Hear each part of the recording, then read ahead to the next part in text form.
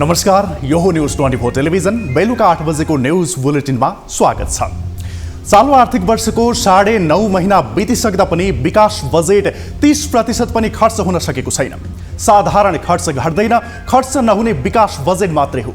विकास बजेट नै खर्च गर्न नसक्ने अवस्था किन आयो? त्यसै पनि यो चुनावको वर्ष हो। चुनावको वर्षमा अनपेक्षित रूपमा बढीभन्दा बढी काम हुने गरेको थियो, तर यस पटक विकासका कामले गति लिएको देखेर विकास बजेट खर्च गर्न नसक्ने प्रवृत्तिको अब अन्त्य हुनुपर्छ। नत्र देशमा अर्थमन्त्री किन चाहियो? दुई जना अर्थ सचिवको औचित्य के? महानिर्देशक र आयोजना प्रमुखहरूलाई किन पाल्ने? पहिले जस्तै अवस्था रहिरहने हो भने 3 तहका सरकारको आवश्यकता किन रह्यो र? 3 तहका सांसदलाई किन पाल्ने? अब विकासलाई पहिलो प्राथमिकतामा राख्नुपर्छ। विकासमा भइरहेका ढिला सुस्तीको पहिचान भइसकेकै हो। सरकारले ढिला सुस्ती गर्नेलाई खोजी खोजी कारबाही गर्नुपर्छ। बजेट माग्ने तर मागे अनुसार काम नगर्ने राजनीतिक नेतृत्वदेखि अधिकारीहरूलाई मुख्य जिम्मेवारीबाट किनारा लगाउनै पर्छ। समयमा काम पूरा गर्ने व्यवसायीलाई पुरस्कृत र कृत्रिम बहानाबाजी गर्नेहरूलाई दण्डित गर्नै पर्छ। अब न्यूज बुलेटिनका हेडलाइन्स। नारामा आर्थिक समृद्धिको रटान लाए पनि दलहरूको ध्यान राजनीतिक विषयमा समेत सत्ता र शक्तिमा पुग्दा समेत आर्थिक एजेन्डा ओझेलमा पर्दा विकासको सम्भावना पातलियो। जना रोजगारी चाहिँ सिर्जना गर्छु यो कामको लागि भन्ने किसिमको चाहिँ एउटा अलिकति। निर्वाचनको मिति नजिकेसँगै निर्वाचन आचार संहिता उल्लङ्घनको क्रम बढ्यो। कारबाही गर्न आयोगले खुट्टा कमाउँदा अराजकता बढ्ने सम्भावना चुलियो। आयोगले उहाँहरूलाई निर्देशन दिएको छ र यस्तो घटना नदोहोऱ्याउनको लागि सचेत गराएको। जनचासोका विषयलाई राजनीतिक दलहरूले बेवास्ता गरेको आरोप। चुनावका समयमा लोभ लाग्दा प्रतिबद्धता गरे पनि कार्यान्वयनमा गैर जिम्मेवार हुने स्वभावले निराशा बढाएको निष्कर्ष। पढ्ने गरिबका छोराछोरीहरूले एउटा स्कुलमा बस्ने ठाउँ पनि नहुने। नेपाल प्रहरीको महानिरीक्षक नियुक्ति बारेको असन्तुष्टि सतहमा, वरिष्ठलाई उपेक्षा गरिएको भन्दै सर्वोच्चमा मुद्दा दायर। विवादले संगठनलाई कमजोर बनाउने विश्लेषण। उहाँको कार्यकुशलता र कार्यक्षमता सरकारलाई कम्पेरेटिभली राम्रो लाग्यो। र भारी वर्षाका कारण नेपाल र जिम्बाब्वे ए बीचको दोस्रो T20 खेल रद्द। ओभर घटाएर खेल सञ्चालन गर्ने प्रयास असफल।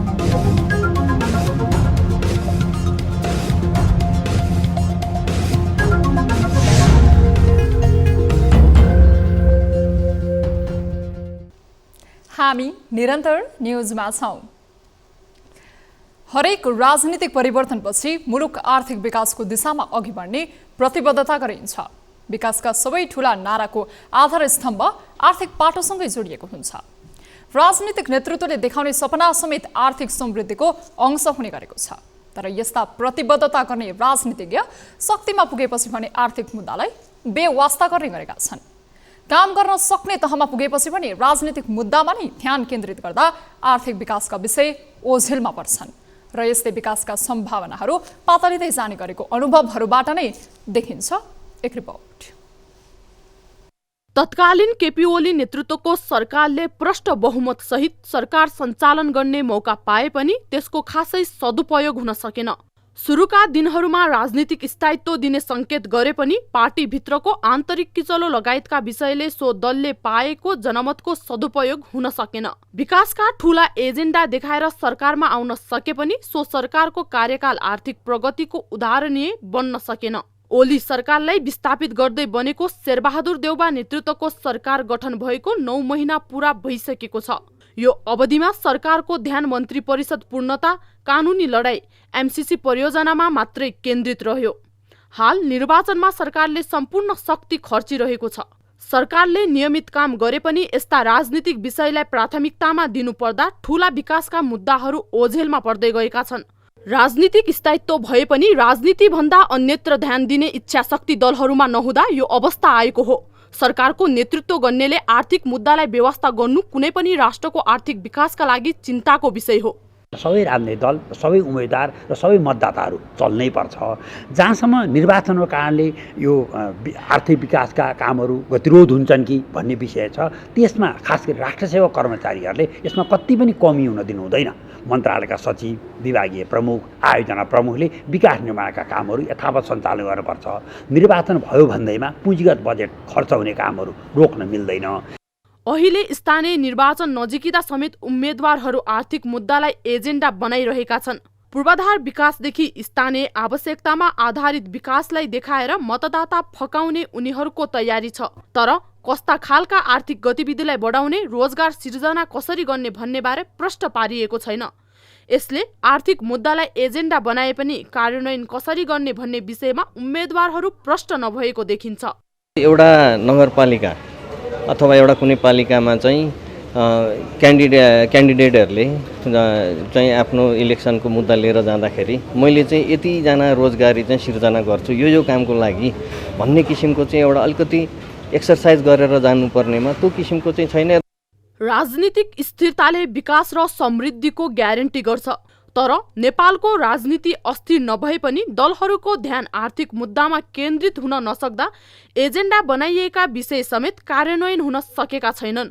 सानातिना राजनीतिक झगडामा ऊर्जा खर्च गर्ने दलीय स्वभावका कारण पनि अर्थतन्त्र सम्बन्धी मूल मुद्दा ओझेलमा परेको आरोपले बल पाइरहेको छ। सोही कारण मुलुकको विकास गर्ने हो भने राजनीति मात्र होइन, विकास र समृद्धिका विषय समेत प्राथमिकतामा पर्न सक्नुपर्छ। कम्तीमा यी विषय प्रतिस्पर्धात्मक वातावरण भए विकास सम्भव होला। अन्यथा समृद्धिका नारा दलहरूको घोषणा पत्रमा मात्र सीमित हुने जोखिम रहिरहन्छ। न्यूज 24 टेलिभिजनका लागि क्यामेरामा गोपाल पङ्गेनीका साथ टिभी जर्नलिस्ट खगेश्वरी कार्की, काठमाडौँ। अर्थमन्त्री जनार्दन शर्माले अर्थ मन्त्रालय र निजी क्षेत्रबीचमा कर असुलीबारे हुने द्वन्द्वको अन्त्य गर्नुपर्ने बताएका छन्। सोमबार नेपाल उद्योग वाणिज्य महासंघले आयोजना गरेको पूर्व बजेट छलफल कार्यक्रममा अर्थमन्त्री शर्माले विगतदेखि अर्थ मन्त्रालय र निजी क्षेत्रबीचमा कर बढाउन र घटाउनका लागि हुने द्वन्द्व अन्त्य गर्नुपर्ने बताएका हुन्। उनले सरकार र निजी क्षेत्रबीचको करको विवादलाई अन्त्य गरिने पनि बताएका छन्। योगदान गर्ने निजी क्षेत्रकै भएको हुनाले त्यति अर्थ मन्त्रालय पनि तपाईँहरूकै हो 70% है। पहिले यो कुरा बुझ्नुहोस्, किनभने त्यही 70-30 मिलेर न अर्थ मन्त्रालय बन्ने हो, अर्थतन्त्र बन्ने हो। तपाईँहरूको पुरै हक छ। पहिलो कुरा, अर्थमन्त्री शर्माले उद्योगहरूमा पछिल्लो समय देखिएको विद्युतको समस्या तत्काल समाधान गरिने समेत बताएका छन्। त्यस्तै अर्थ सचिव मधुकुमार मरासिनीले करको दर होइन दायरा बढ्ने सरकारको नीति रहेको जानकारी दिए। सानो इन्भेस्टमेन्ट गरेर जुन एउटा कलेक्टिभ इन्भेस्टमेन्टको रूपमा चाहिँ जम्मा हुने चाहिँ जुन एउटा चाहिँ इन्भेस्टमेन्ट चाहिँ छ, त्यसको लागि कमसेकम चाहिँ 50 मेगावाट भन्दा माथिको चाहिँ भन्नाले चाहिँ जुन यो विद्युत आयोजनाहरू चाहिँ हुन्छ, त्यसको लागि जुन यहाँहरूले जुन अघिल्लो वर्ष जुन 200 मेगावाट भन्दा बढीलाई दिएको जुन फेसिलिटी छ, त्यो चाहिँ यो बजेटले चाहिँ व्यवस्था गरोस्। नेपाल उद्योग वाणिज्य महासंघका अध्यक्ष शेखर गोल्छाले कुनै पनि बहानामा अब निजी क्षेत्रलाई अँध्यारोमा राखेर उज्यालो सम्भव नभएको बताएका छन्। अध्यक्ष गोल्छाले अर्थतन्त्रको पछिल्लो समय सरकारबाट भइरहेका ऊर्जा, ब्याज दर आदि उत्पादन लगायत बढाउने विषयमा एकतर्फी निर्णयले कसैलाई फाइदा नपुग्ने पनि बताएका छन्। बनाउने भनेको सरकार र निजी क्षेत्र मिलेर हो। धेरै समस्याको समाधान लगानी नै हो। 2 दशकमा अर्थतन्त्रको उत्पादनमूलक उद्योगको हिस्सा 12बाट 5% मा झरेको छ। उत्पादनमूलक उद्योगको विस्तार अवरोधको रूपमा रहेको कमजोर पूर्वाधार, प्रशासनिक अवरोध, पुँजीको लागत समस्या समाधान उपाय खोजी बजेटमा गर्नुपर्छ। अबको प्राथमिकता पूर्वाधार, विदेशी लगानी आकर्षित गर्नेतर्फ केन्द्रित हुनुपर्छ।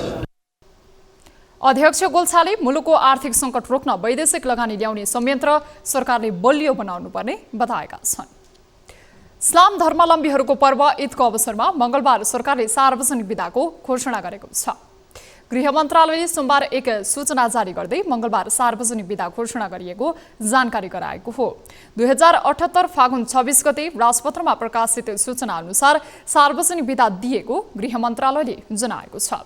इस्लाम धर्मावलम्बीले मङ्गलबार ईद उल फित्र मनाउने भएका छन्। यस दिन ईदगाहमा गएर सामूहिक नमाज प्रार्थना गरी एक आपसमा अङ्गालो मारेर बधाई तथा शुभकामना साटासाट गर्ने चलन छ। अब स्थानीय तह निर्वाचन विशेष न्यूज।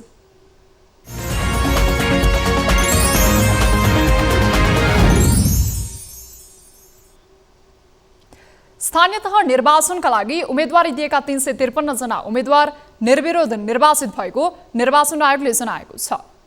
सोमबार निर्वाचन आयोगले आयोजना गरेको नियमित पत्रकार सम्मेलनमा आयोगका सहायक प्रवक्ता सूर्य प्रसाद अर्यालले सोमबार दिउँसोसम्ममा देशभरबाट विभिन्न पदमा 353 जना जनप्रतिनिधि निर्विरोध निर्वाचित भएको बताएका हुन्। त्यसैगरी 170 दलित महिला सदस्य पदमा उम्मेदवारी दर्ता नै नभएको पनि उनले जानकारी दिएका छन्। आयोगले नेकपा एकीकृत समाजवादी, नेकपा माओवादी केन्द्र र राप्रपाले निर्वाचन आचार संहिता उल्लङ्घन गरेकोले सम्बन्धित दललाई सचेत गराएको र आगामी दिनमा आचार संहिता विपरीतका काम नगर्न निर्देशन दिएको छ। स्थानीय तह सदस्य निर्वाचन 2079 का लागि जारी गरिएको निर्वाचन आचार संहिता उल्लङ्घन गर्ने राजनीतिक दल नेपाल कम्युनिस्ट पार्टी एकीकृत समाजवादी, नेपाल कम्युनिस्ट पार्टी माओवादी केन्द्र र राष्ट्रिय प्रजातन्त्र पार्टीलाई निर्वाचन आयोगले चित्तबुद्धो जवाफ माग गरेको र जवाफ प्राप्त भइसकेपछि सम्बन्धित दलहरूलाई सचेत गराएको छ। आयोगले काठमाडौँ महानगरपालिकामा नेकपा एमालेका तर्फबाट मेयर पदका उम्मेद्वार केशव स्थापितलाई स्पष्टीकरण समेत सोधेको छ। वैशाख 15 गते एक कलेजमा आयोजना भएको छलफलमा आचार संहिता विपरीतको अभिव्यक्ति दिएकाले सो विषयमा आधार र कारणसहित 24 घण्टाभित्र स्पष्टीकरण दिन निर्देशन दिएको हो। केशव स्थापितले मिति 79 वैशाख 15 गते धुमबाराई स्थित नेसनल कलेजले आयोजना गरेको छलफल कार्यक्रममा व्यक्त गर्नुभएको अभिव्यक्तिप्रति आयोगको गम्भीर ध्यानाकर्षण भएको छ। त्यस्तै आयोगले निर्वाचनका बेलामा इन्टरनेट सेवा बन्द हुने अवस्था आएमा निर्वाचनको व्यवस्थापनमा गम्भीर असर पर्ने भन्दै यस्तो अवस्था आउन नदिन सञ्चार तथा सूचना प्रविधि मन्त्रालयलाई निर्देशन दिएको छ। निर्वाचनका लागि हालसम्म 64 जिल्लाका लागि 1,32,21,000 मतपत्र ढुवानी गरिसकिएको आयोगका सहायक प्रवक्ता अर्यालले जानकारी दिएका छन्। दर्शकवृन्द, यति बेला निर्वाचनको माहौल छ र हामीले विभिन्न जिल्लाबाट हाम्रा टिभी जर्नलिस्टहरू मार्फत जिल्लाको अवस्था के छ, निर्वाचनको प्रचार प्रसार कसरी भइरहेको छ, यी लगायत विषयमा जानकारी लिइरहेका छौँ। यसै क्रममा यति बेला इटहरीबाट हाम्रा टिभी जर्नलिस्ट मनोज भुजेल हामीसँग टेलिफोन सम्पर्कमा जोडिनु भएको छ। मनोज। हजुर बिनाजी, अहिले त्यहाँ इटहरीको माहौल चाहिँ के छ? निर्वाचन त आइसकेको छ, अब प्रचार प्रसार लगायत अन्य कार्यक्रमहरू के भइरहेका छन्, विस्तृतमा जानकारी गराउनुहोस् न।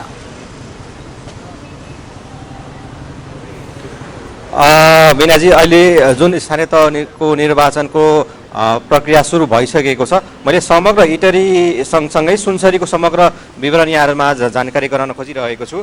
सुनसरीमा सम्पूर्ण राजनीतिक दलले आफ्नो मनोनयन दर्ता प्रस्तुत गरिसकेका छन् र अन्तिम मनोनयन दर्ता पश्चात मनोनयन उम्मेदवारहरूको अन्तिम लिस्ट सार्वजनिक भइसकेको छ र सुनसरीको हरिनगरा गाउँपालिकामा एकजना उम्मेदवारको निधन भएपछि त्यहाँ पूर्ण मनोनयन दर्ता प्रक्रिया भएको थियो र त्यो सँगसँगै सम्पूर्ण सुनसरीको 12वटा स्थानीय तहमा अन्तिम उम्मेदवारहरूको फाइनल भइसकेको छ र उम्मेदवारहरू अहिले मतदाताहरू माझ पुगेर घर दैलो अभियानहरू सञ्चालन गरिरहेका छन्। मत माग्नको निम्ति 12वटा स्थानीय तहमा पूर्ण रूपमा चुनावी सरगर्मी पनि सुरु भइसकेको छ बिनाजी। अहिले जस्तो अब यति बेला चाहिँ अब कतिपय जिल्लाहरूमा चाहिँ निर्विरोध चयन पनि भइसकेको, वडा अध्यक्षहरूमा त्यस्तो पनि आइरहेको छ। सुनसरीमा चाहिँ त्यस्तो निर्विरोध चयन भएको, त्यस्तो निर्विरोध कोही निर्वाचित भएको त्यस्तो केही तथ्याङ्कहरू छ अहिलेसम्म?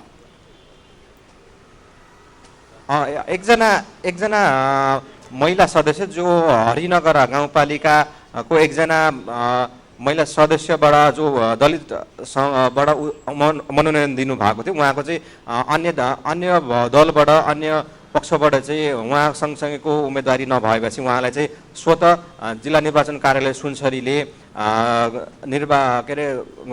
विजय भइसकेको घोषणा पनि गरिसकेको अवस्था छ सुनसरीको हकमा। सुनसरीको हरिनगर गाउँपालिकाको एउटा 3 नम्बर वार्डमा त्यहाँका स्थानीयहरूको चाहिँ विशेष गरी जनप्रतिनिधिहरूलाई लिएर चाहिँ के कस्तो प्रतिक्रिया छ? खालि चुनाव आउँदा मात्रै मतदाताको घर घरमा पुग्ने गरिरहेको अवस्था छ, अहिले जनप्रतिनिधिहरूले काम चाहिँ नगरेको भन्ने धेरै ठाउँबाट गुनासो आइरहेको अवस्थामा त्यहाँको स्थानीयवासीहरूले चाहिँ के कस्तो प्रतिक्रिया दिइरहेका छन् जनप्रतिनिधिहरूलाई लिएर?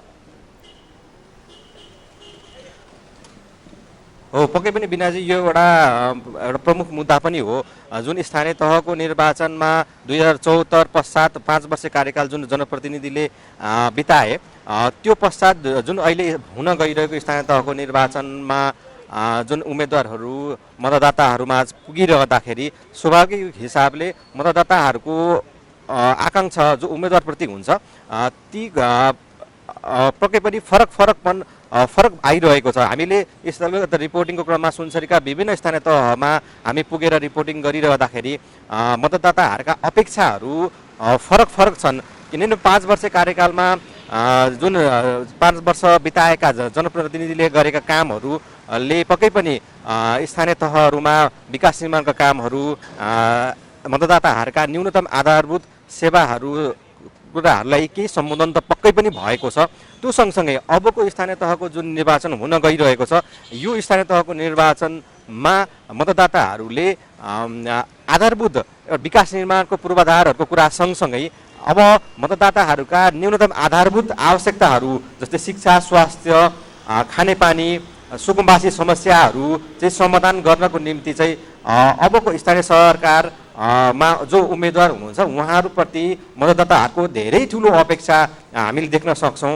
र यसकारण पनि यो अहिलेको जुन स्थानीय तहको निर्वाचन हुन गइरहेको छ त्यसमा पनि परिमार्जित रूपमा युवाहरूको उम्मेदवार जो सुनसरीको मैले कुराकानी गरिरहेको छु, सुनसरीको 12वटा स्थानीय तहमा प्रमुख पद सँगसँगै वडाध्यक्ष र वडा सदस्यहरूको जुन पद छ यसमा चाहिँ सुनसरीको हकमा कुराकानी हो भने युवाहरूको उम्मेदवार बढी छ र युवाहरू उम्मेदवार भइरहँदाखेरि स्वाभाविक रूपमा मतदाताहरूले युवाप्रति एउटा भरोसा र विश्वास गर्ने कुरा पनि भइहाल्यो। बिनाजी हस् मनोज, अन्त्यमा यहाँलाई एउटा प्रश्न, जस्तो अब धेरै जिल्लामा चाहिँ कार्यकर्ताहरू बिच नै द्वन्द्व सिर्जना भएर हिंसात्मक गतिविधिहरू पनि भइरहेको हामीले समाचार पाइरहेका छौँ। सुनसरीको हकमा चाहिँ के त्यस्तो हिंसात्मक गतिविधिहरू भएको अवस्था छ कि छैन र सम्भावना कतिको छ? सुरक्षा व्यवस्थालाई कतिको ध्यानमा राखिएको छ? छोटकरीमा बताइदिनुहोस् न।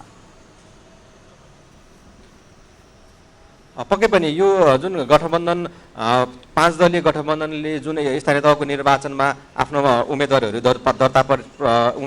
प्रस्ताव पेश गरिरहेका छन् र सुरुको मनोनयन दर्तामा यी समस्याहरू सुनसरीका 12वटा स्थानीय तहमा समस्या देखिएका थिए। जस्तै गठबन्धन भित्रकै दलका जस्तै नेकपा माओवादी केन्द्र, जनता समाजवादी पार्टी लगायत अन्य पार्टीहरूले चाहिँ आफ्नो गठबन्धनको नीति विपरीत उम्मेदवारीहरू दिएको अवस्था पनि थियो र त्यसलाई अहिले क्रमशः गठबन्धनको बैठकबाट ती उम्मेदवारहरू फिर्ता भएका छन्। यसले पक्कै पनि सुरुवाती चरणमा गठबन्धनको बिचमै एमाले काङ्ग्रेस माफ गर्नुहोला काङ्ग्रेस लगायतका अन्य गठबन्धन दलहरू बिचका कार्यकर्ताहरू बिचमा पनि एउटा असन्तुष्टि पक्कै पनि थियो र त्यो सँगसँगै टिकट वितरणमा जुन हिसाबमा टिकट बाँडियो उम्मेदवारहरूलाई र टिकटको कारणले पनि पार्टीभित्र आन्तरिक किचलो पनि पक्कै कार्यकर्ताहरूमा देखिएको छ। किनभने टिकटको लागि दावेदार प्रस्तुत गरिरहँदाखेरि टिकट अर्कैलाई दिँदाखेरि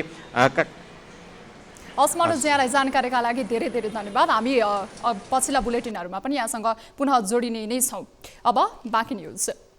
5 वर्ष अघि स्थानीय समस्या समाधान गर्दै सुन्दर सहरको परिकल्पना साकार पार्ने प्रतिबद्धता गर्दै जनप्रतिनिधिहरू चुनिए, तर आफ्नो कार्यकाल पूरा गर्दा उनीहरू आफू बदलिए, सहरको अवस्था उस्तै रह्यो। काठमाडौँ महानगरमै खानेपानी, सडक र फोहोर मैला व्यवस्थापन नभएको कारण अहिले पनि आम जनमानसको दैनिकी सकसपूर्ण छ। सोही कारण अहिले महानगरका मतदाता आफ्ना मुद्दा सम्बोधन गर्ने नेतृत्वको खोजीमा छन्। एक रिपोर्ट। स्थानीय तहको निर्वाचन नजिकै छ। वैशाख 30 गते निर्वाचन हुने भनेर तय भएसँगै यति बेला घोषणापत्र सार्वजनिक गरिसँगै मतदाताहरूको घर घरमा उम्मेदवारहरू पुगिरहेका छन्। र विभिन्न आश्वासन बाँड्ने तर काम भने नहुने जस्तो मतदाताबाट बुझ्न सकिन्छ। आश्वासनको कुरा र घोषणापत्र हेर्ने भने त हामी अलि समृद्धिशाली नेपाल भइसक्यौँ, तर एकातिर घोषणा अर्कोतिर कुर्सी बस। फोहोर मैला व्यवस्थापन भयो अनि पानीको लागि भयो, उहाँहरूले आश्वासन देखाउनु भयो। काम पुरा गर्न नसक्ने तर घोषणापत्र भने ठुल्ठुला बनाइदिने र आश्वासन जनतालाई दिने मतदाताको बुझाइ छ। चुनाव बेलामा चाहिँ विभिन्न आश्वासन देखाइकन ढल हालिदिन्छु, बाटो बनाइदिन्छु, पिच गरिदिन्छु, ब्लक हालिदिन्छु, यो भन्ने जुन आश्वासन उहाँले देखाउनुहुन्छ नि, त्यो एउटा चुनावी अवधिभर मात्रै जस्तो लाग्यो क्या हामीलाई। उहाँहरूले दाबी गरेको कुरा अनुसार उहाँहरूले पुरा गर्नुभएको हो। आज एक दिनमा चाहिँ लाखौँ नेपालीहरू चाहिँ बाहिर जानु पर्दैन थियो रोजगारीको लागि। म पनि एउटा अब बाहिर जानै राटेको मान्छे हो। नेपालमा रोजगारी अब खोज्दा पनि अब कतै सोर्स लगाउनु पर्ने कुराहरू भयो, कति कुराहरूमा अब पैसा नै चाहिने भयो। त्यो घोषणापत्र जसरी उहाँहरूले बोल्नुभएको छ त्यो चाहिँ खास हुनुपर्ने हो, त्यो हुन सकेको चाहिँ छैन। अहिले निर्वाचन नजिक्दै गर्दा उम्मेदवारहरू घोषणापत्र लिएर मतदाताको घर घरमा पुगिरहेका छन्, तर मतदाता भने खासै त्यो घोषणापत्रप्रति असन्तुष्ट रहेको बताउँछन्। त्यही देशको विकास गर्छु, बाटो बनाउँछु, अब बुढाबुढीलाई उ गर्छु, त्यही अब त्यही त हो नि। पुरा केही पनि पुरा भएको छैन। हामी त भोटै नदिने भएको छौँ, कसलाई भोट दिने? जो आयो भने उही हो। ठुल्ठुलो आश्वासन दिने कामहरू भइरहेको छ, तर त्यो चाहिँ पूर्ण रूपमा देखिएको छैन क्या। जतिसक्दो त्यो पूर्ण रूपमा गऱ्यो भने अझै देश अगाडि बढ्ने थियो र पब्लिकले पनि सहजता हुने थियो, सहज वातावरण हुने थियो। हामीलाई पनि हरेक पब्लिकहरूलाई हेर्दाखेरि हजुरहरू हेर्नुहोस् न, कतिपय मानिसहरूले कति दुःख भोगिराख्नु परेछ बाटोमा अवस्था, हरेक चिजहरूमा। त्यो कुराहरू चाहिँ अझ पनि राम्रो होस् र देशमा उन्नति होस् चाहन्छौँ। आश्वासन दिएर मात्र होइन कि गरेर चाहिँ देखाउनु पर्यो। 5 वर्ष अगाडि जनप्रतिनिधिहरू निर्वाचित भएर मतदाताको भाग्य फेर्छु भनेर आएका थिए, तर आफू फेरिए तर मतदाताको भाग्य उस्तै रह्यो। सधैँभरि दुःख कष्टमै उनीहरू रुमालिरहनु पर्यो। न्युज 24 टेलिभिजनका लागि क्यामेरामा गोपाल शर्मा पङ्गेनीका साथ टिभी जर्नलिस्ट समीर जोशी, काठमाडौँ। हामी निरन्तर न्युजमा छौँ। निर्वाचन आयोगले आसन्न स्थानीय निर्वाचनका लागि आचार संहिताको सीमारेखा कायम गरेको छ। दलहरूले चुनावको बहानामा अव्यावहारिक काम नगरून् भनेर यस्तो नियम बनाइएको हो। तर निर्वाचन जति नजिकै गएको छ, दलका नेता तथा उम्मेदवारहरूबाट आचार संहिता उल्लङ्घन हुने क्रम पनि त्यति नै बढिरहेको छ। तर पनि आचार संहिता मिच्नेहरूमाथि कारबाहीको दण्ड नै चलाउन भने निर्वाचन आयोगले खुट्टा कमाएको देखिन्छ, जसले आचार संहिताको बर्खिलापको यो दरलाई नियन्त्रण गर्न कठिन हुने देखिन्छ। एक रिपोर्ट।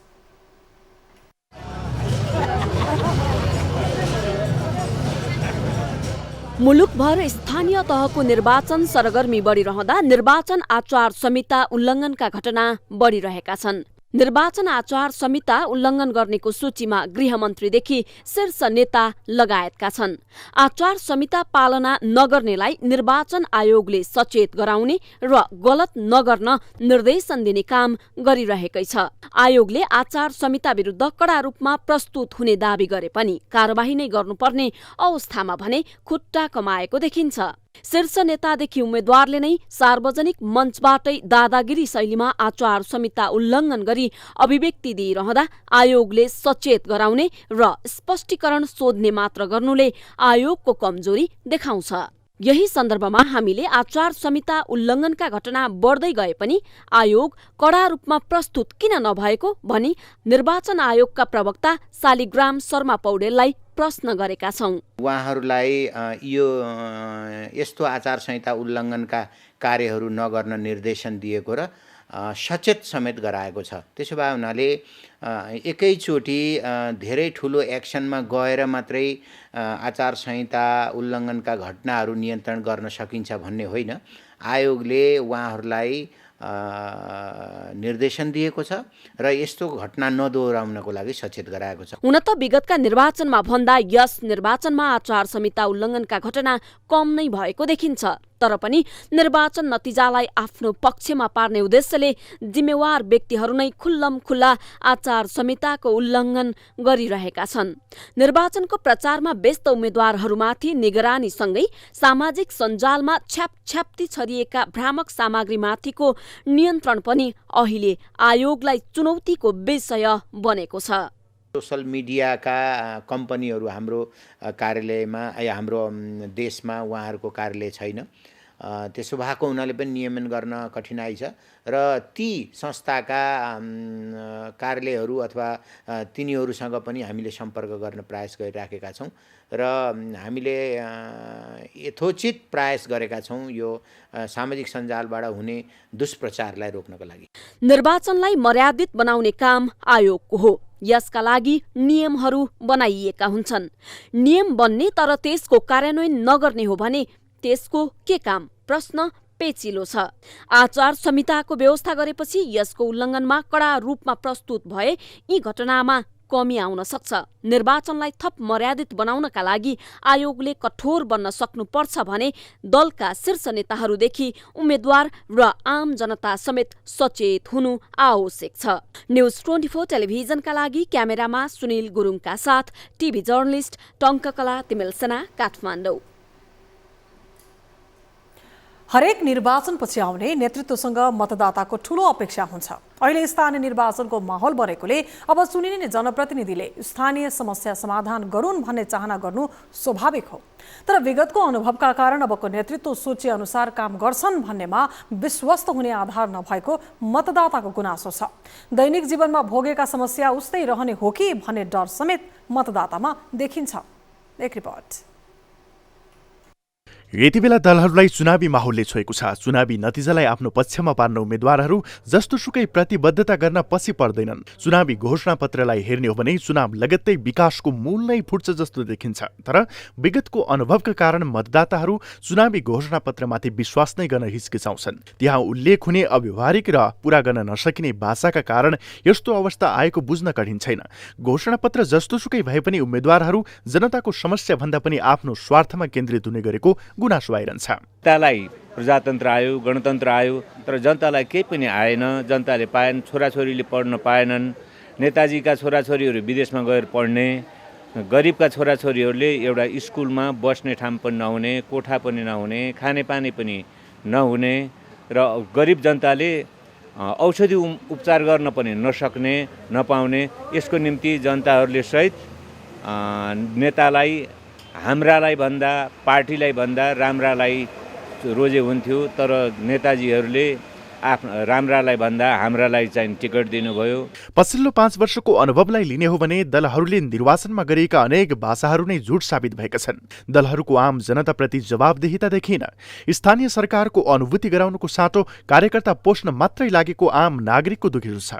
उनीहरू आधारभूत सुविधामा मात्र काम गरेको भए अहिलेको जस्तो अवस्था नहुने बताइरहेका छन्। वैदेशिक रोजगारलाई कम न्यून गरेर अनि देशमै स्वरोजगार बनाउने अनि विद्यार्थीहरूलाई अलि गुणस्तरीय शिक्षा प्रदान गरेर देशको विकास र अनि विदेशीका गरिब पीडितहरूलाई अलि राम्रो शिक्षा दिएर अनि देशमै रोजगार बनायो भने हाम्रो देशमा अलिकता विकास हुन्थ्यो। भोलिको दिन देशका युवाहरूले देश बनाउन सक्थे भन्ने मेरो विचारमा लाग्छ। गुणस्तरीय शिक्षा दिने अनि सबको अलि राम्रो रोजगारको व्यवस्था गरिदिनु पर्ने अनि यहाँ समाजमा जे जस्तो छ अलि समस्याहरूलाई समाधान गर्ने जस्तो लाग्छ। वास्तवमा राजनीति कुनै पेशा होइन, यो त समाजसेवा हो। यसमा लाग्नेले व्यक्तिगत स्वार्थ होइन जनताको चासोमा ध्यान दिनुपर्ने हो। तर नेपालको राजनीति अहिले जुन दिशामा गइरहेको छ दलहरू बीच जनता झुक्याउने प्रतिस्पर्धा नै हुने गरेको छ, जसले आम जनतामा निराशा बढिरहेको छ। तर अब पनि दलहरूले जनतालाई मतदाता मात्रै सम्झिने तर जनताको समस्या समाधान गर्नतर्फ ध्यान नदिए यसको प्रतिफल आगामी निर्वाचनमा नदेखिएला भन्न सकिँदैन। न्युज 24 टेलिभिजनका लागि क्यामेरामा सुनिल गुरुङका साथमा टिभी जर्नलिस्ट राजन ढकालको रिपोर्ट। न्युजहरू अझै बाँकी छन्, अब पालो ब्रेकको।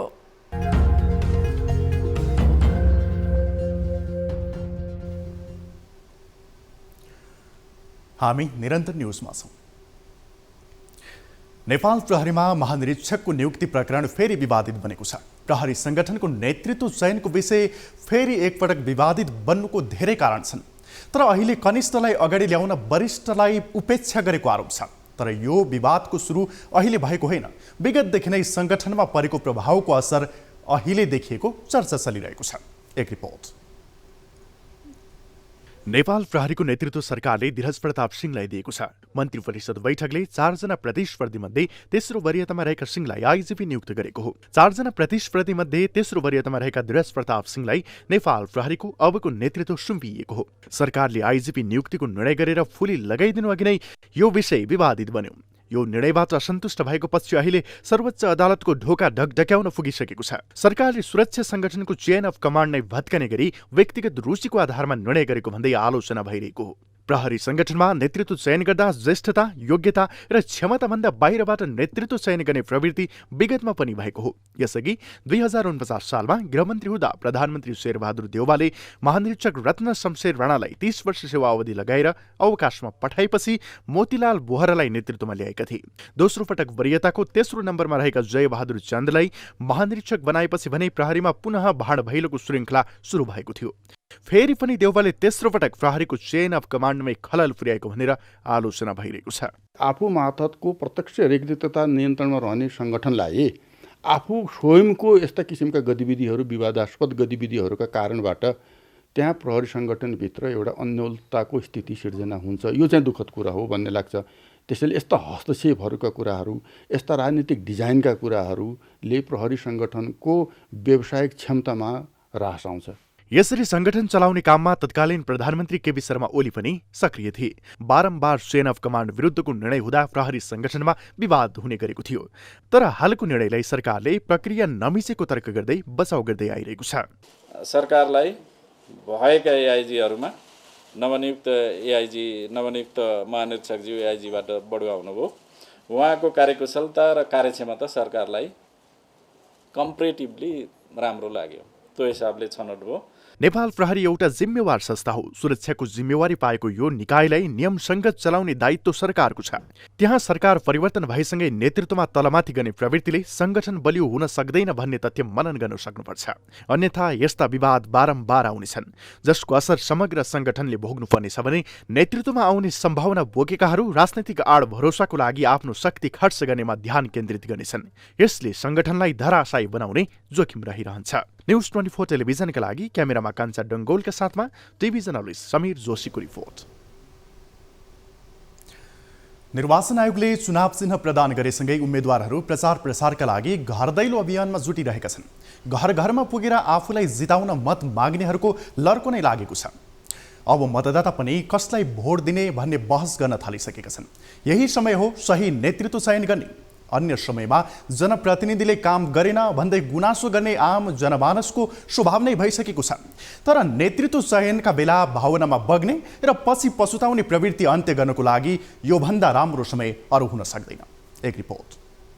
देश अहिले निर्वाचनमय भएको छ। चिया पसलदेखि चोकचोकसम्मको गफ नै राजनीति र निर्वाचन केन्द्रित छ। अन्य समयमा स्थानीय सरकारको विषयलाई व्यवस्था गर्ने राजनीतिक दलका नेताहरू र स्थानीय उम्मेद्वारहरू अहिले घर दैलो कार्यक्रममा व्यस्त छन्। मतदाताहरूको घर घरमै पुगेर आफ्ना लागि भोट मागिरहेका छन्। निर्वाचनको समयमा नेताहरूले मिठो बोल्ने अनि जनताको समस्यामा चासो देखाए जस्तो गर्ने काम नौलो लाग्न छोडेको गुनासो जताततै सुनिन्छ। ठूला ठूला संकल्पसहितका घोषणापत्रहरू सुन्दा त अब मुलुक विकासको नयाँ उचाइमा पुग्छ कि भन्ने भान हुने गरेको छ। समाजमा हरेक समस्या यी प्रतिबद्धतासँगै समाधान भइहाल्ने हो कि भनेर कल्पना गर्न रमाइलो लाग्छ। पटक पटक यस्ता प्रतिबद्धता गरिएको तर काम नभएको तथ्य सहजै भुल्न सकिएला? यो प्रश्नको उत्तर त्यति कठिन छैन। निर्वाचन आउँछ जान्छ, नेता उम्मेद्वार आउँछन् जान्छन्, तर यो निर्वाचन र ती उम्मेद्वारले समाज र मुलुकका लागि कस्ता काम गरेका छन् त्यसको मूल्याङ्कन हुन आवश्यक छ। मतदान नैसर्गिक अधिकार हो। आफूलाई मन परेको मान्छेलाई छान्न पाइन्छ। तर यो अधिकार मात्रै होइन, दायित्व पनि हो। समय छँदा उम्मेद्वार चयनमा गल्ती गरिदा नै जनप्रतिनिधिको लागि चुनाव जित्ने काम खासै गाह्रो हुने गरेको छैन। उनीहरू जतिसुकै गल्ती गरे पनि चुनावका बेला घर दैलो अभियान गरेकै भरमा चुनाव जित्ने अवस्था रहेसम्म, कुनै अमुक पार्टीको झण्डा बोकेकै भरमा बन्द कोठाभित्र उम्मेद्वार चयन गरेकै कारणले निर्वाचन जित्ने अवस्था रहेसम्म असल नेतृत्वको उदय हुन सम्भव हुँदैन भन्ने तथ्य विगतको अनुभवले नै देखाउँछ। सोही कारण विगतको अनुभवबाट सिकेर अहिलेको अवसर अवसर प्रयोग हुन सके मात्र यो निर्वाचन मार्फत जनहितका काम गर्ने प्रतिनिधि नेतृत्वमा हुन सक्छन्। कम्तीमा एजेन्डा सही नभएका, प्रतिबद्धता पालनामा खरो नउत्रिनेलाई भन्दा व्यावहारिकतामा जोड दिने नेतृत्व आए अहिलेको भन्दा बढी नतिजा प्राप्त हुन सक्छ भने तथ्यलाई बेवास्ता गर्नु मनासिब हुँदैन। निर्वाचनका समय यी सबै कुराहरू बिर्सेर कुनै एक राजनीतिक दलको झण्डा बोकेर र्यालीमा रमाउँदा, भोजलाई अवसर मान्दा, कसैको अन्धभक्त भई भोट नै दिने हो भने आगामी दिनमा केही काम भएन भनेर गुनासो गर्ने ठाउँ रहने छैन। अहिले निर्णयको घडी हो। यसको सदुपयोग हुन सके कम्तीमा नेतृत्वको चयनमा हुन सक्ने सम्भावित गल्ती कम हुन सक्छ। यति बेला उम्मेद्वार बनेका नयाँ अनुहार हुन् या पुराना व्यक्तिहरूको कार्यशैली र उनीहरूले प्रस्तुत गरेका घोषणापत्रहरू कतिको जायज र व्यावहारिक छन् भन्ने बुझ्ने समय हो। यो समयको सदुपयोग गरे आफ्ना वास्तविक आवश्यकता र उम्मेद्वारले गरेको प्रतिबद्धता बीच तादम्यता भए नभएको जाँच गर्न सके पक्का यसको प्रतिफल राम्रो आउनेछ। एउटा भुल्नै नहुने तथ्य के हो भने जबसम्म मतदाता सुध्रदैनन् तबसम्म निर्वाचित हुने जनप्रतिनिधि सुध्रने छैनन्। परिवर्तन चाहने हो भने आफैबाट सुरु गरेर देखाउन सक्नुपर्छ। न्युज 24 टेलिभिजनका लागि टिभी जर्नलिस्ट मनिषा महर्जनको रिपोर्ट। स्थानीय तहको निर्वाचन आउन अब 11 दिन मात्रै बाँकी छ। दलहरू आफ्ना उम्मेद्वारहरूलाई मैदानमा उतारेर जित सुनिश्चित गर्ने गरी चुनावी अभियान, सभा, प्रचार र घर दैलो अभियानमा व्यस्त छन्। तर यति बेला सत्ताको नेतृत्व गरिरहेको नेपाली काङ्ग्रेस आन्तरिक किचलोमा रुमल्लिएको छ। गठबन्धनको निर्णय विपरीत बागी उम्मेद्वारहरू अगाडि आउने क्रममा केन्द्रको निर्देशन अटेर गर्नुले नेतृत्वको टाउको दुखाइरहेको छ। एक रिपोर्ट। सरकार गठनका लागि बनेको गठबन्धनलाई स्थानीय निर्वाचनमा समेत निरन्तरता दिने सहमति भए पनि अहिले यो विषय जटिल बनिरहेको छ। विशेष गरी सत्ता गठबन्धनको प्रमुख घटक नेपाली कांग्रेसका तर्फबाट बागी उम्मेद्वारी दिने होडबाजीले नेतृत्वलाई गठबन्धन दलहरूसँगको सहमतिलाई पालना गर्न कठिनाई भएको हो। गठबन्धनका आधिकारिक उम्मेद्वारलाई प्रभाव पार्ने गरी बागी उम्मेद्वार खडा भएकोले समेत यसले कांग्रेस नेतृत्वलाई हैरान बनाएको बुझ्न कठिन छैन। यस विषयमा यसअघि कांग्रेसभित्र नै दुई देखिएको थियो। संस्थापनेतर पक्ष गठबन्धन गर्नै नहुने लाइनमा थिए, तर अहिले उनीहरू संस्थापनकै बोली बोल्न थालेका छन्। अहिले यतिखेर बडो अप्ठ्यारो परिस्थितिमा हामी उभिएका छौँ। तथापि चाहिने यो हरेक अप्ठ्यारो परिस्थितिलाई चिर्दै अगाडि बढ्ने नै नेतृत्व हो नि त। त्यसकारणले गर्दा सबै साथीहरूलाई म आह्वान गर्न चाहन्छु, यतिखेर काङ्ग्रेसलाई परेको अप्ठ्यारो, बाधा, अडचन सबै कुरालाई चिर्दै फेरि पनि जे निर्णय भएको छ त्यही निर्णयमा अब अडान लिएर अघि बढ्नुपर्ने हाम्रो बाध्यतालाई बुझ्नु। केन्द्रमा नेताहरूबीच अब गठबन्धनको विषयमा खासै असमझदारी नरहे पनि तल्लो तहमा पनि यसले विवादकै रूप लिएको छ। बागी उम्मेद्वारी दिनेहरू केन्द्रको पटक पटकको आग्रह लत्याएर चुनावी प्रचारमा लागिसकेका छन्। यो प्रक्रिया रोक्न नेतृत्वले प्रयास नगरेको होइन।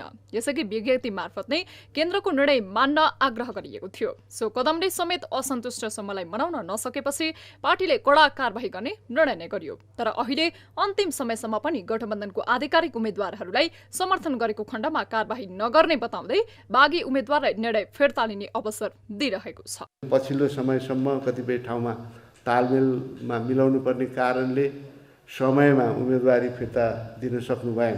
प्राविधिक कारणले पछि पार्टीको निर्देशनमा जसले वक्तव्य मार्फत र पुरै समर्पित भएर आधिकारिक उम्मेदवारको पक्षमा जसले आफ्नो उम्मेदवारी फिर्ता लिनुहुन्छ र आधिकारिक उम्मेदवारको पक्षमा प्रचारमा जानुहुन्छ। स्थानीय निर्वाचनमा राम्रो नतिजा हात पार्ने उद्देश्यले मैदानमा होमिएको कांग्रेस अहिले गठबन्धनको विषयले तनाव बेहोर्नुपर्ने अवस्थामा पुगेको छ। पार्टीबाट बागी उम्मेदवारी दिएका कारण गठबन्धनका उम्मेद्वारले प्रतिकूल नतिजा बेहोर्नु परे सत्ता साझेदारी नै धरापमा पर्न सक्ने खतरा छ। यता निर्देशन अटेर गर्नेलाई कारबाही गरे पार्टीभित्रको विवाद झनै बढ्ने जोखिम छ। कांग्रेस नेतृत्वले यो जटिल विषयमा कस्तो निर्णय लिन्छ त्यो केही समयमा थाहा हुने नै छ। न्युज 24 टेलिभिजनका लागि टिभी जर्नलिस्ट प्रकाश बमको रिपोर्ट। हामी निरन्तर न्युजमा छौं। अब हेल्थ न्युज।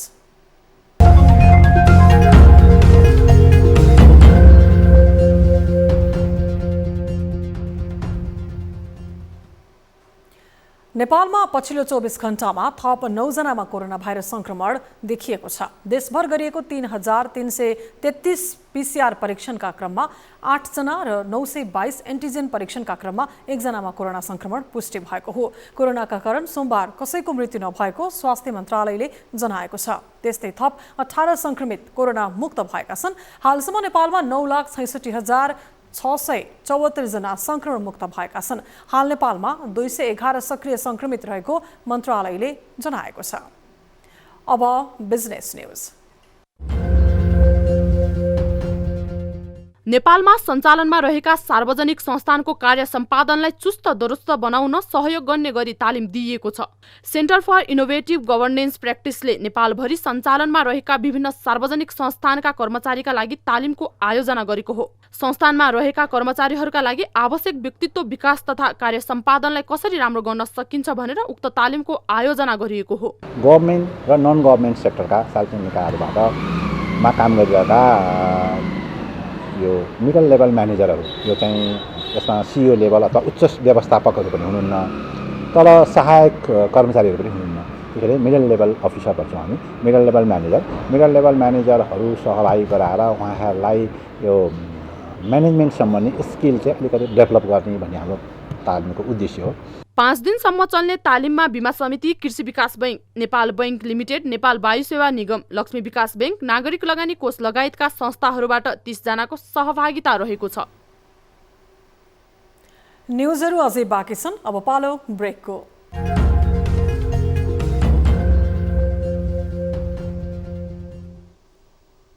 हामी निरन्तर न्युजमा छौँ।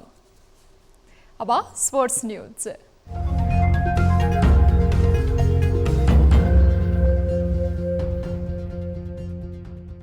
नेपाल र पाहुना टोली जिम्बाब्वे A20 को दोस्रो T20 खेल वर्षाका कारण रद्द भएको छ। ट्यु क्रिकेट मैदानमा परेको भारी वर्षाका कारण खेल रद्द भएको हो। ट्यु मैदानमा टस हारेर ब्याटिङ थालेको जिम्बाब्वेले 4.3 ओभरमा 2 विकेट गुमाएर 48 रन बनाएको अवस्थामा भारी वर्षा भएको थियो, जसका कारण खेल रोकिन पुगेको थियो। पहिलो ब्याटिङ गरेको जिम्बाब्वेका कर्जाई माउन्जे 13 बलमा 5 चौका सहित 22 रनमा अभिजित थिए। उनलाई रोएका याले 1 रनबाट साथ दिइरहेका थिए। तीव्र गतिका बलर सोमपाल कामीले पहिलो ओभरको दोस्रो बलमा ओपनर इनोसेन्ट कैयालाई कुशल भुर्तेलबाट शून्यमा क्याच आउट गराएका थिए। यस्तै टाडीवान्से मारुमानी 11 बलमा 21 रन बनाएर पवेलियन फर्किएका थिए भने कुर्जाई माउन्ज 22 तथा रोएकाया 1 रन जोडेर क्रिजमा थिए। नेपालका लागि सोमपाल कामी र करण केसीले 1-1 विकेट लिएका थिए। अब तेस्रो खेल नेपालले जिम्बाब्वे A टोलीसँग बुधबार खेल्नेछ। 3 T20 र 3 एक दिवसीय खेलको श्रृङ्खलाका लागि जिम्बाब्वे A टोली नेपाल भ्रमणमा छ। अब वेदर अपडेट।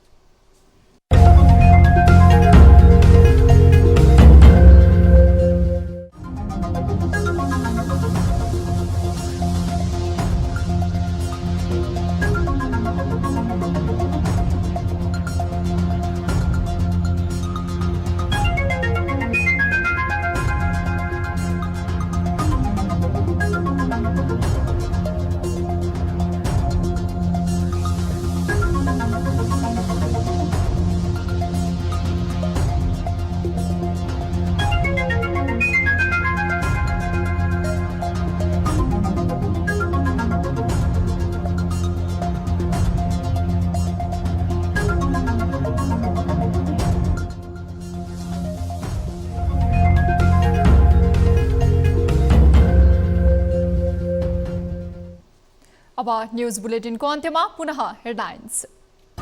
नारामा आर्थिक समृद्धिको रटानलाई पनि दलहरूको ध्यान राजनीतिक विषयमा सीमित। सत्ता र शक्तिमा पुग्दा समेत आर्थिक एजेन्डा ओझेलमा पर्दा विकासको सम्भावना पातलियो। मैले चाहिँ यतिजना रोजगारी चाहिँ सिर्जना गर्छु यो कामको लागि भन्ने किसिमको चाहिँ एउटा अलिकति। निर्वाचनको मिति नजिकेसँगै निर्वाचन आचार संहिता उल्लङ्घनको क्रम बढ्यो। कारबाही गर्न आयोगले खुट्टा कमाउँदा अराजकता बढ्ने सम्भावना सुलियो। आयोगले उहाँहरूलाई निर्देशन दिएको छ र यस्तो घटना नदोहोऱ्याउनको लागि सचेत गराएको छ। जनचासोका विषयलाई राजनीतिक दलहरूले बेवास्ता गरेको आरोप। चुनावको समयमा लोभलाग्दा प्रतिबद्धता गरे पनि कार्यान्वयनमा गैर जिम्मेवार हुने स्वभावले निराशा बढाएको निष्कर्ष। विदेशमा गएर पढ्ने गरिबका छोराछोरीहरूले एउटा स्कुलमा बस्ने ठाउँ पनि नहुने। नेपाल प्रहरीको महानिरीक्षक नियुक्ति बारेको असन्तुष्टि सतहमा। वरिष्ठलाई उपेक्षा गरिएको भन्दै सर्वोच्चमा मुद्दा दायर। विवादले संगठनलाई कमजोर बनाउने विश्लेषण। उहाँको कार्यकुशलता र कार्यक्षमता सरकारलाई कम्पेरिटिभली राम्रो लाग्यो। र भारी वर्षाका कारण नेपाल र जिम्बाब्वे एबीचको दोस्रो टी20 खेल रद्द, ओभर घटाएर खेल सञ्चालन गर्ने प्रयास असफल।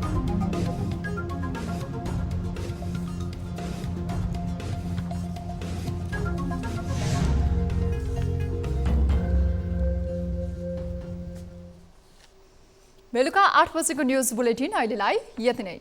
जाँदा जाँदै ताली र गालीका लागि हामीले सोधेको प्रश्न, 1 महिना अघि मात्रै एआइजी भएका नेपाल प्रहरीका धीरज प्रताप सिंहलाई प्रधानमन्त्री शेरबहादुर देउवाले अहिले आइजिपीमा बढुवा गर्नुलाई ज्येष्ठता र वरिष्ठता क्रम ध्वस्त पारेको भन्न मिल्छ भन्नेले तालीमा र मिल्दैन भन्नेले गालीमा।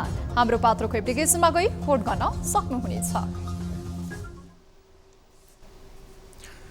थप न्युजका लागि हाम्रो वेबसाइट www.news24nepal.com हेर्नुहोला। साथै हामीलाई फेसबुक, ट्विटर र युट्युबमा पनि फलो गर्न सक्नुहुनेछ। यस्तै मोबाइल, भाइबर र इमेलबाट कुनै समस्या र गुनासो छन् भने 24 देशमा राख्न सक्नुहुनेछ। अहिलेलाई बिदा दिनुहोस्। हामी निरन्तर न्युजमा छौँ। नमस्ते। नमस्ते।